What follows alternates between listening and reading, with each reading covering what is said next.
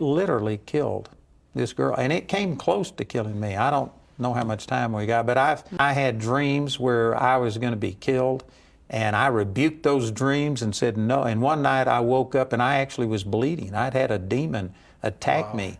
And I renounced those dreams as being the devil. And then I was 300 miles from home in a Dairy Queen in Nacogdoches, Texas. And a woman I'd never met before walked up and she says, God speaks once, yea, twice, in dreams and visions of the night when deep sleep falls on people. You thought those dreams are from the devil. They're from God. Oh, wow. And she got to prophesying that God was going to smite me. And because I was a living sacrifice, but I didn't know the word, I started submitting. The man who taught that about Satan is God's messenger boy and that teaching that I brought back to this girl, he came to my church the week after and singled me out, and he says, God is going to put you into a coma. You're going to die, or not die, but you'll be in this coma for 8 years, and you'll come out and you'll be like the Apostle Paul. This was the week before Jamie and I were going to be married. Wow.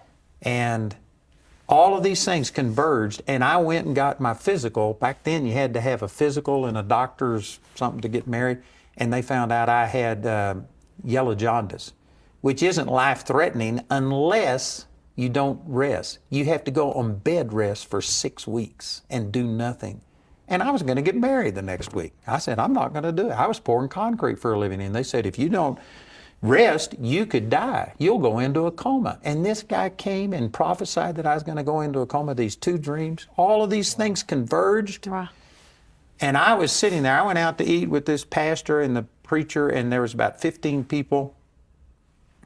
And he was just saying, God's going to put you in a coma. You're going to do this and all of these things.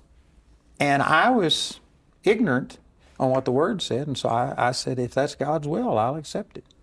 And he just kept piling on. And finally he said, and the worst thing is, he says, I've got 7 incurable diseases, but God told me that for 8 years, I'm not supposed to open the Bible. He's put me on a fast from the Word of God.